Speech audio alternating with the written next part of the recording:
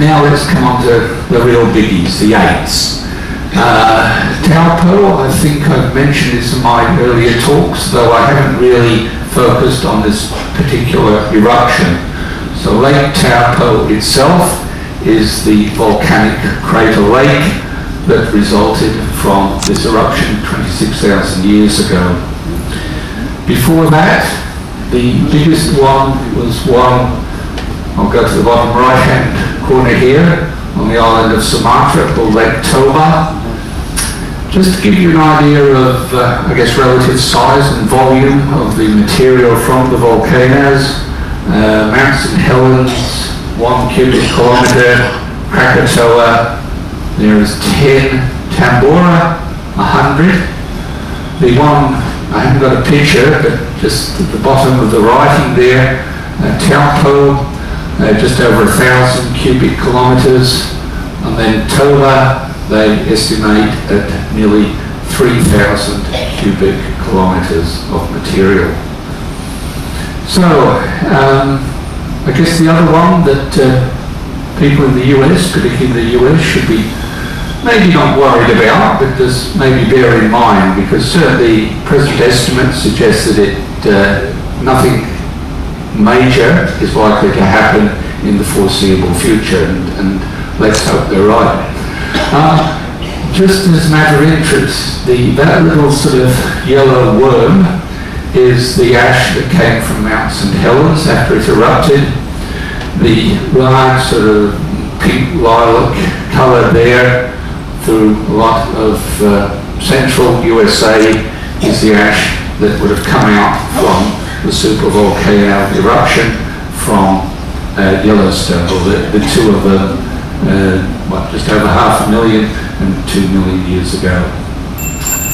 Okay, that's a few minutes to go. Thank you, dear. In terms of, I guess, the nasties that come out from volcanoes, I mentioned about the ash and the ash fall. They have this thing called lahars, which actually derived from, it's a Javanese word, sort of meaning like a mud flow, very fluid flow. Landslide, we had that one on Mount St. Helens. But to me, the really scary ones are the pyroclastic flows. And I've got just a little video of one from Japan from a few years ago of a pyroclastic flow.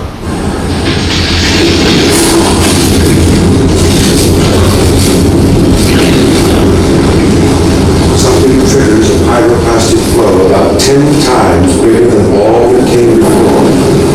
Within moments, it overwhelms the battle.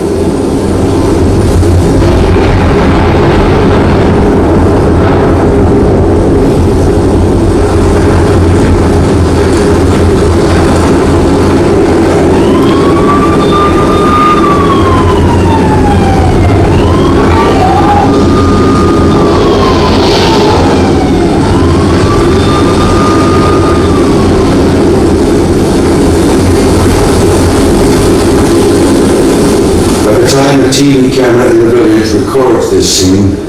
Maurice, Katja, and 41 others are dead.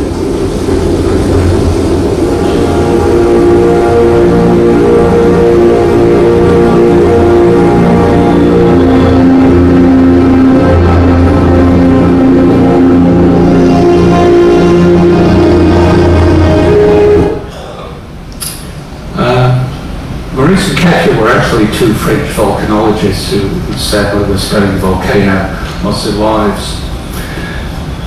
Okay, I'll just finish off by looking at the last few examples of what I call geohazards. Maybe not as destructive as some of the ones we've just seen, but still nonetheless important. I guess the first one, landslides.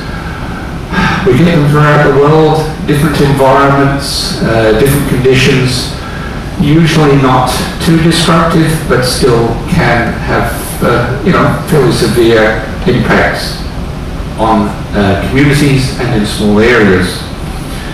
Another one is sinkholes. Are any Floridians here? Yes, a few. You probably know more about sinkholes than I do. It was interesting. I haven't got time to show it, but there was a nice little video of what was your Hurricane Irma, the last one that came through? And you know, because of all the water, all the rain, there was a lot of houses, unfortunately, that sort of ended up like that one, you know, teetering on the edge of a sinkhole. So, the last two I look at, coastal erosion is something in Australia I think we're pretty terrible at. People who build on essentially the back beaches, the back dunes, and then are surprised when the house falls into the sea. And also people who build on, you know, they put a road through the cliff here, and the cliff's obviously, you know, just normal erosion, and oh, what a surprise, it's all fallen into the sea. And then finally, the last one, again, I think Australia is really bad at, is that we build on floodplains. And people here from Brisbane, yes, a couple, okay. I'm sorry, but I have to use Brisbane as an example. They had, they're known from bad flooding in the 1890s. Going back to the 1890s, with bad flooding in Brisbane, they knew where the water level in the Brisbane River came up to. But they ignored it, built houses on the floodplains. So in the floods in the 1970s, oh, surprise, all these houses got flooded. Still, they built on the floodplain, and much to since I've worked in museums, that sign there, don't worry about the little bits of writing, but the 2011 flood, there's a flood line, that's actually outside the Queensland Museum on South Bank in Brisbane. And then the writing tells you all the places that got flooded in the museum. That is a new museum. Now, why on earth they would build it on the floodplain? Then again, you know, I've been doing a lot today, you know. But I guess that's the point I want to make, that if some of these people who plan things actually look at the geological record, consult with people who may know just a little bit about it, they build things elsewhere. So, anyway, that's the end of the show. They're my conclusions about, you know, what I think is important, how important the geological record is. And look, I'm convinced Sheldon's wrong, and gee, I didn't mention the Kardashians, but I won't. Anyway, I'm on again for the next 3 days. The next 2 are all about geological.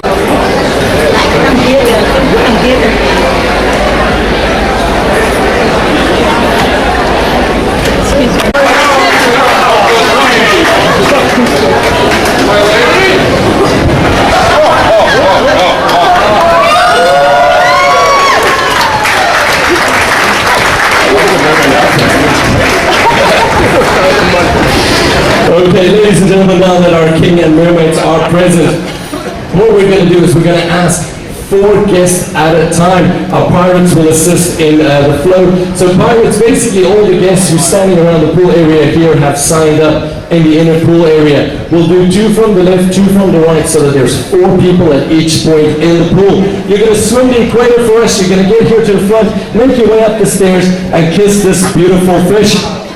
Okay? And please make sure that you smile for the photographer to get that picture. And then, as I mentioned to our participants, your certificates will be sent to your rooms after the event. So, our participants, pirates, please get ready. Let's start swimming the equator.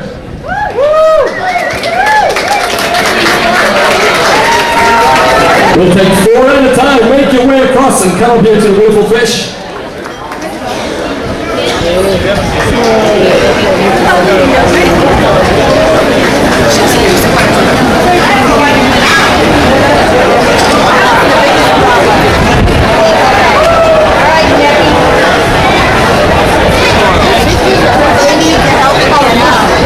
Can we get 2 pirates here at the front to help us assist getting the guests out here on this side?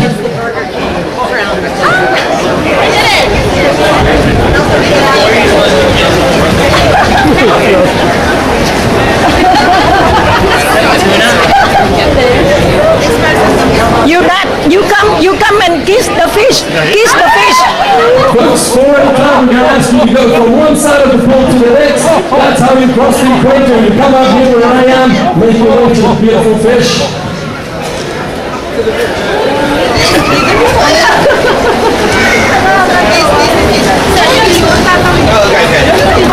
Don't swim around the world, simply swim across the equator. Wait, oh, wait. Salty fish. Lát nữa mà ra mà tiếp cái đồ nãy quay tùm lum lòn tùm lum.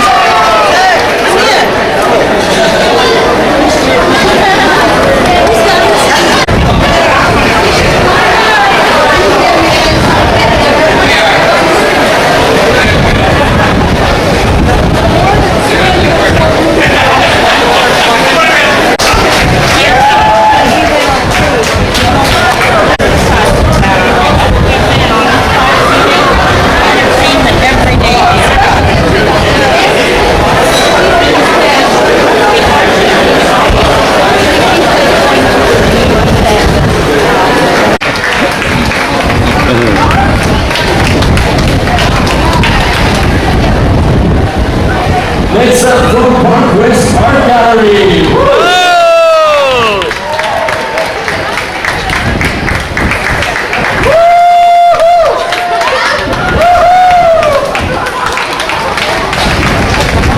And last but not least, from our guest services front office staff, let's give these girls a nice big round of applause.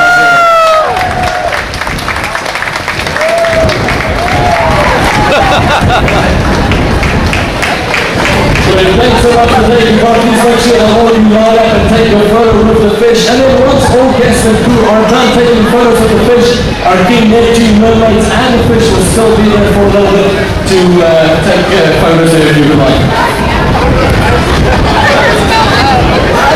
I think we need to get our pirates in here as well. Pirates,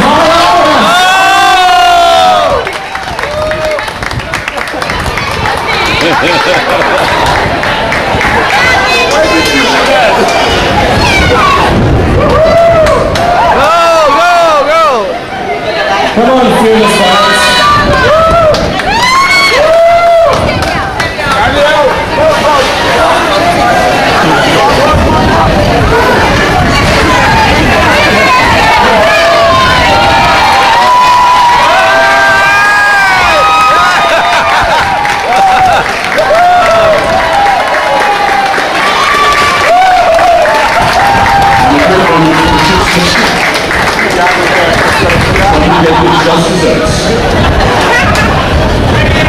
Oh, look at this. Give it up for Jan here. Seniors and dancers from Northern. What else do you need? Give it your phone. There you go. Take it off. I'm in the shirt. Nothing else.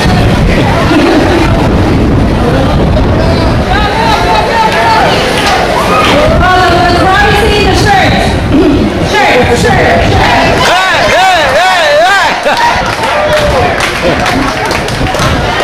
Okay. Out the bottom.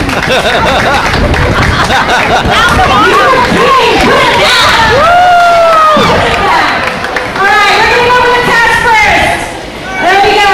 Are you ready, Andrew? Nicola, Marcus, our seniors and dancers, Marcus, reach up. Please, take your hair from the kids. 1, 2, 3. And please, everyone, give it up for your cruise director.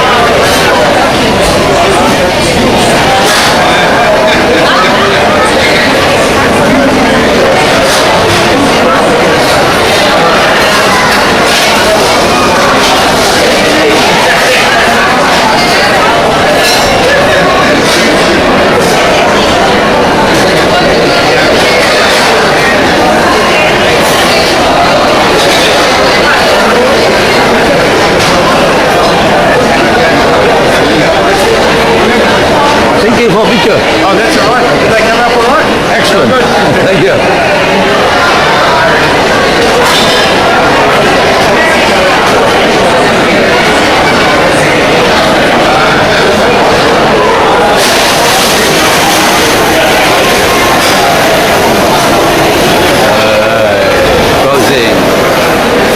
In a similar situation as myself. He's also born of Ukrainian parents. We grew up in Ukrainian families. Everything, our church was Ukrainian, our schools were Ukrainian.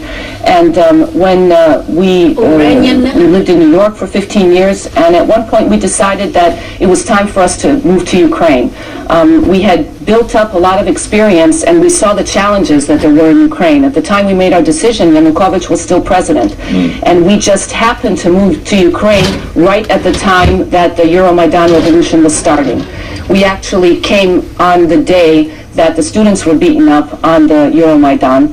And from that moment forward, we were involved for 3 months in the revolution. You actually trained, I believe, frontline soldiers on first aid for a while. After the Revolution of Dignity, when the war started, when the Russian Federation, the Russian Federation first occupied and illegally annexed Crimea, and then the Russian army came into eastern Ukraine. There was not a very strong Ukrainian military at that time. It had been deconstructed over very many years. So when we wanted to help the soldiers in a humanitarian program, we asked the soldiers what they needed, and they said they didn't have any first aid kits. So I, being a physician, went and asked my colleagues who worked for the military and asked them what do they do. They showed us this improved first aid kit that the U.S. and British military use. And when we brought it into Ukraine and showed it to the soldiers, they didn't know what to do with it. And what we found out was it wasn't the kit, it was the training that was more important. So our organization named Patriot Defense trained 30,000 soldiers, cadets also in military academies, and we were able to give them about 25,000 first aid kits. So you described how those forces and the Ukrainian military had been hollowed out in many ways before that war, and obviously things have changed since. But it isn't obviously just the military where there is profound structural problems. And now that you are health minister, and goodness knows it's a meteoric rise, you're health minister, and you seem to see the most terrible problems in the healthcare system. I'm quoting you from 2017, describing a visit you made to a child cancer ward in a hospital where you describe mold on all of the walls, no doctors showing any respect to the kids who were patients who could barely walk, and the head doctors making money off desperate parents. What a terrible indictment of the healthcare system.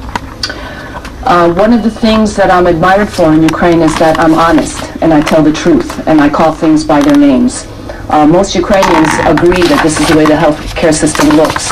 For 26 years of independence, nothing was done. Ukraine inherited the legacy of the Soviet occupation, the system that was in place, and nothing much was done in the healthcare system. Everyone was pretty much afraid to touch it, and there is a great amount of corruption in that system itself. You need to lead a system where you seem to be suggesting that a very significant, if not an overwhelming number of the doctors at the heart of the system are utterly corrupt. If we don't face the problem, we'll never be able to solve the problem. But is that what you are saying? I'm saying that there is a big problem in Ukraine with corruption, whether it's on the level of the doctors. They make very low salaries, and they receive what they call gifts from patients, which is cash payment under the table. In the world, that would be called corruption. This goes all the way up to the top levels, where the heads of pharmaceutical companies make deals with each other during tendering processes so that we pay far more for the medicines than we should be paying. And the chain from the bottom all the way to the top, there are a lot of problems along the way. So what we're trying to do, what we're doing with the new healthcare system, is we're creating a system where there no longer is corruption that's necessary. The doctors will be making a decent salary, working in decent conditions, and they won't need to have those extra payments given to them. But to deliver that change, you've got to take the doctors with you, and it seems to me many of them aren't going with you at all. Just to quote one, the heart surgeon, and he's highly respected for his work in Ukraine, and many of his patients seem to be on his side. Boris Kolarov has accused you of ministerial negligence. He says your approach to the healthcare system in Ukraine has led to the deaths of hundreds, if not thousands of patients. This is an example of the fake news, fake narrative that comes out from those people who are against the healthcare reforms. This particular He's doctor, an actual heart surgeon, isn't he? yes, he is, and this particular doctor has been making a lot of money off of like placing stents in patients. What we do is we have national procurement of medicines in some of our medical devices. When he was in charge of buying those stents, we were able to afford only 10,000 stents and a certain amount of money. In 2015, the Parliament voted for a law where we handed over procurement to international organizations such as Crown Agents. And for the same amount of money that he was able to buy 10,000 stents, we've now been able to buy 20,000 Well, to be fair stents to him, because of the he's not here to tendering respond process. to that particular charge of yours. I mean, he just says, look at my record, look at the patients whose lives I've saved, who seem to be on my side in this argument about where the healthcare system should be going. And he also points to other doctors. I can point you to prominent neurosurgeon Andrei Furtko, Svetlana Donskaya from the leading children's hospital. They all say that your radical and some reforms of the Ukrainian healthcare system are simply misguided. Well, I think that what we can look at is a different side to this. In the last 3 weeks, we started the program for patients to sign up with their family care doctors. Yeah. It's a change for them because until now, patients were told where to go to the doctor and which doctor they were supposed to see based on their geographic location. In the last 3 weeks, 1.3 million patients have signed up with their doctors. That's a huge amount of support for the change that's happening. There are over 18,000 doctors that have signed up into the system. There's also 1,200 medical facilities, the primary care facilities that are going along with this. So if we look at the real numbers, we see that the people of Ukraine, and actually most of the doctors of Ukraine, agree with this. When I was flying here, I was at Boryspil Airport in Kyiv, and I was sitting having a coffee before my flight, and a gentleman walked up to me, and he came up to shake my hand, and he said, I'm from Dnipropetrovsk. I'm a family doctor. I've practiced for 40 years. Thank you for changing the system because finally I feel that I'll be able to do for my patients what I've wanted to do for them for many years. But it's a form of shock therapy for the system, because you really want to radically overhaul it, make it patient-driven, make doctors have a different sort of payment system, which is based on how many patients they have in their practice, which you say will encourage them to be better doctors. But is the system ready? There's one report from the Ukrainian media describing how in Odessa your push to make all of this a sort of e-system with digital healthcare is running up against the fact that in many clinics they don't have an internet connection. That's one of the requirements to be in the new healthcare system is to have internet and to have a computer so that the patients can sign up. Can you overcome the inertia, the vested interests that there are in the system as it currently stands, the status quo which you've described so descriptively as failing, in your view, the people of Ukraine? And I ask the question because one of the leading critics of what you're doing is actually from the President Poroshenko's own party, and is also a qualified doctor herself. That is Olga Bohomolets. Now, she has said that she thinks your reforms are disastrous. They'll lead to the closure of hospitals, the reduction in the number of doctors, and the, in her words, disappearance of rural medicine. And she's an ally of the President. Let's step back a bit and remember what the history was when the NHS was created in 1948. At that time, there was a disaster in the medical system. People were paying for everything out of pocket.